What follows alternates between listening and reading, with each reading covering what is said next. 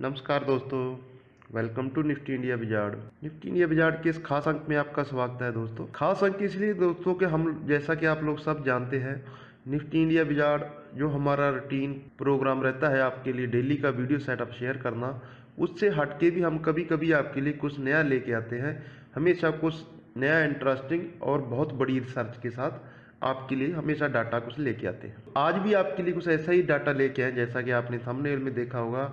क्या एफआई की बाइंग हमारे मार्केट को अकेले दम पे चला सकती है, गिरा सकती है?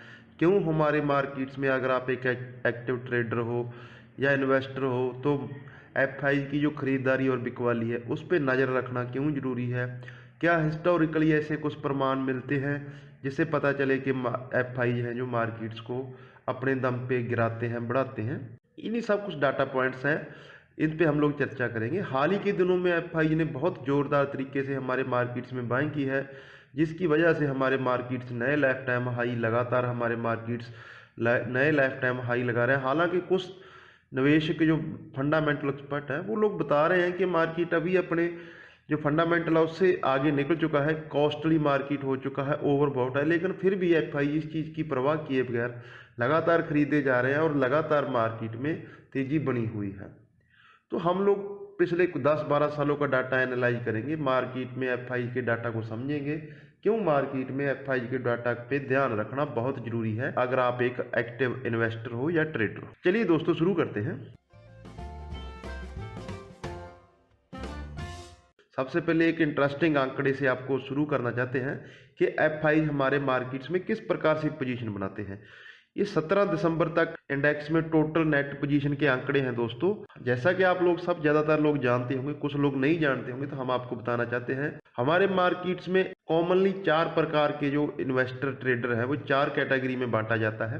एफआईज, डीआईज, क्लाइंट जो होती है कैटेगरी दोस्तों, वो हम और आप जैसे जो रिटेल ट्रेडर होते हैं उनको क्लाइंट बोला जाता है, जो अपने छोटी छोटी अमाउंट से डायरेक्ट मार्केट में इन्वेस्ट करते हैं, ट्रेड करते हैं, तो वो क्लाइंट की कैटेगरी में आते हैं। एक होते हैं प्रोप्राइटर, वो जो हाई नेटवर्थ इंडिविजुअल होते हैं, वो किसी का पैसा मैनेज ना करके सीधा अपना पैसे से बड़ी अमाउंट में ट्रेड करते हैं, तो उनको प्रोप्राइटर बोला जाता है। तो 17 दिसंबर तक हमारे मार्केट्स में निफ्टी और बैंक निफ्टी फ्यूचर में 56,707 कॉन्ट्रैक्ट लॉन्ग है निफ्टी में, और बैंक निफ्टी दोनों का अगर मिला दिया जाए। बाकी तीनों कैटेगरी डीआई, क्लाइंट और प्रोप्राइटर, ये तीनों शॉर्ट है मार्केट पे। अभी ये 17 दिसंबर तक का डाटा है।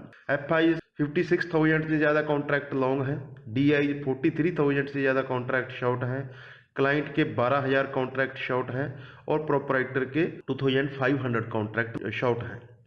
तो आप देख सकते हैं कि एफआई की कितनी बड़ी पावर है। वो अकेला इस मार्केट में अभी लॉन्ग है, बाकी तीनों कैटेगरी डीआई, क्लाइंट, प्रोप्राइटर, ये तीनों कैटेगरी हमारे मार्केट्स में, तो इससे आप एफआई की ताकत का अंदाजा लगा सकते हो। एक और आंकड़ा है दोस्तों, एफआई की जो हमारे मार्केट्स में अभी का जो इन्वेस्टमेंट चल रहा है दिसंबर की, अगर हम आंकड़ों लें तो लगभग 15 लाख करोड़ रुपए का उनका नेट इन्वेस्टमेंट है हमारे मार्केट्स में।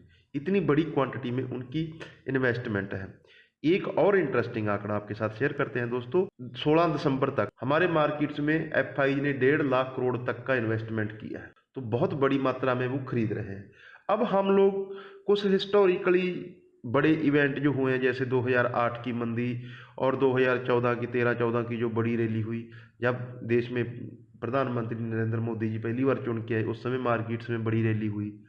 तो अभी जो हालिया इस साल में 2020 में मार्केट्स में पहले बड़ी गिरावट हुई, फिर उसी तेजी से वी शेप रिकवरी हुई।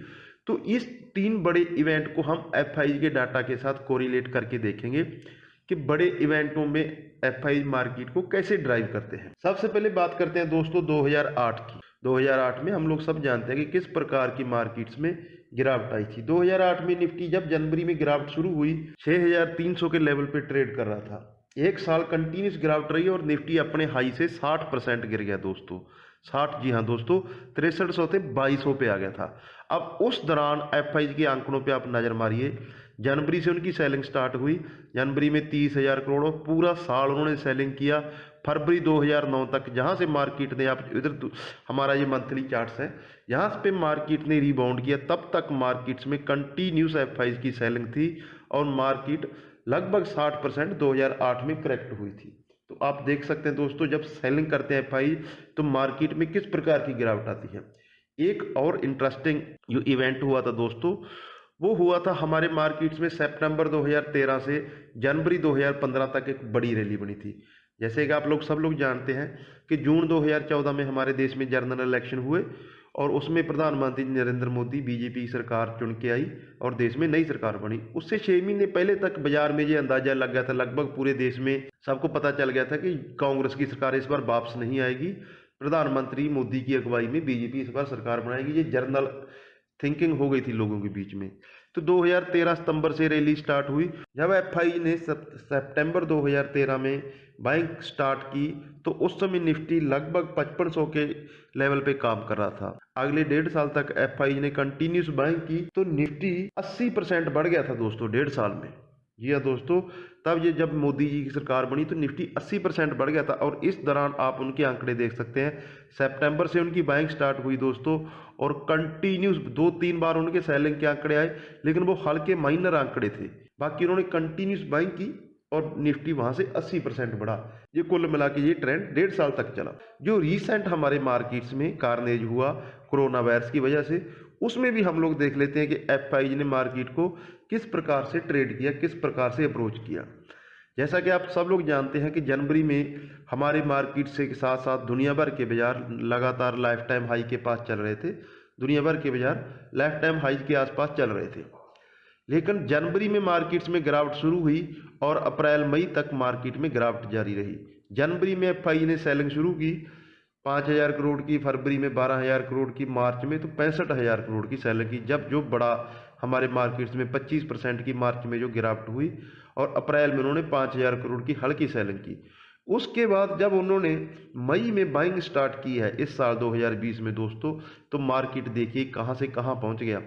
एक बार उन्होंने सितंबर में, इसी साल सितंबर में हल्का बिकवाली का आंकड़ा था और उसी महीने निफ्टी लाल निशान में बंद हुआ। एकमात्र जो पिछले 9-10 महीने में निफ्टी में बाइंग हुई, एक महीना ऐसा था जिसमें निफ्टी मंथली बेसिस पे लाल निशान में बंद हुआ, उसी महीने एफआई के सेलिंग के आंकड़े थे।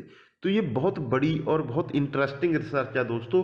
As a trader, as a active participant हमें समझना चाहिए। हम हमेशा अक्सर दोस्तों को बोलते हैं आप हमेशा एफआई के कैश के आंकड़ों पे नज़र रखें।